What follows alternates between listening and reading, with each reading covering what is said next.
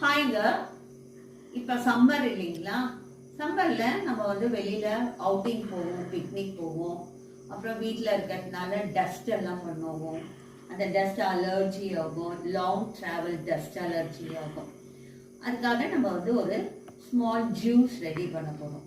அது எப்படி ரெடி பண்ண போகிறோம்னா, இந்த மாதிரி வேப்ப கொழுந்து எடுத்துக்க போகிறோங்க. இந்த வேப்ப கொழுந்து எடுத்துக்கிட்டு இதை கலெக்ட் பண்ணி வச்சுக்கணும். அப்புறம் இது வந்து கற்பூரவல்லி. இந்த கற்பூரவல்லி கொஞ்சம் எடுத்துக்கணும். அதே மாதிரி இந்த துளசி. இந்த துளசி வந்து டிஃப்ரெண்ட் கைண்ட்ஸ் ஆஃப் துளசி இருக்குது இல்லைங்களா? வெள்ளை துளசி, கருந்துளசி, கார துளசி, நாய் துளசி, அது ஒரு 12 வகையான துளசிகள் இருக்கு இல்லைங்களா? நாங்கள் வந்து இப்போ வந்து கருந்துளசியும் வெள்ளை துளசியும் கலந்து எடுத்துட்டு இருக்கோம். இப்போ ஒரு ஃபுல் பூண்டு எடுத்துக்கணுங்க. இந்த ஒரு ஃபுல் பூண்டு, இது வந்து இஞ்சி வந்து இந்த மாதிரி எடுத்துட்டு நல்லா கிளீனாக வாஷ் பண்ணிட்டு பீல் பண்ணி எடுத்துக்கிறோம். பூண்டு வந்து தோலோட போட போகிறோம். அப்புறம் இந்த பெரு நெல்லிக்காய் இருக்கு இல்லைங்களா? அந்த பெரு நெல்லிக்காவை நல்லா இந்த மாதிரி பீசஸ் பண்ணி இந்த மாதிரி கேதர் பண்ணி வச்சுக்கணும். இப்போ வந்து ஒரு ஸ்பூன் ஜீரகத்துக்கு அரை ஸ்பூன் மிளகு போட போகிறோம்.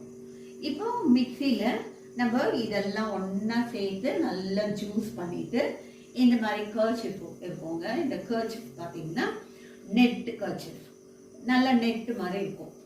இது வந்து நம்ம வந்து ஃபில்டரில் பண்ணி வடித்து எடுக்கலாம். ஆனால் அதில் வந்து இந்த கசப்பு தன்மை வந்து நல்லா இதில் புழிஞ்சு எடுத்தாதான் அந்த சார் வந்து அவ்வளோ சுவையாக டேஸ்டாக இருக்கும். அது நாங்கள் வந்து இந்த மாதிரி எடுத்துருக்கோங்க. இந்த மாதிரி பாருங்கள், நாங்கள் வந்து நல்லா ஜூஸ் எடுத்து இந்த மாதிரி சக்கை எடுத்துருக்கோம் பாருங்கள். இந்த மாதிரி பாருங்க, நல்ல ஸ்மெல் வருது பாருங்களேன். அந்த வேப்பம் இலை, அந்த கற்பூரவல்லி, துளசி, அந்த நெல்லிக்காய் நல்லா கும்முன்னு வாசனை அடிக்குதுங்க.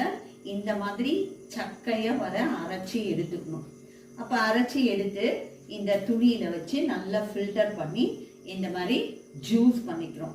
குழந்தைங்களுக்குலாம் மார்னிங் ப்ரஷ் பண்ணிட்டு குளிக்க வச்சுட்டு நம்ம கொஞ்சம் ஜூஸ் கொடுப்போம்.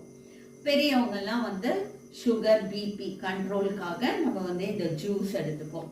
இப்போ லாங் ட்ராவல் டஸ்ட்டு, வீட்டில எல்லாம் ஒட்டுற அடிக்கிறோம், வீடெல்லாம் க்ளீன் பண்ணுறோம். அந்த டஸ்ட் அலர்ஜி ஆகிட்டு நம்ம ஹேர் பாத் எடுத்துட்டு அதுக்கப்புறம் நம்ம வந்து இந்த ஜூஸ் எடுத்தோம்னா நம்மளுக்கு வந்து அந்த அலர்ஜிலாம் ரெக்கவர் ஆகும், ரொம்ப பெருசாக வராது.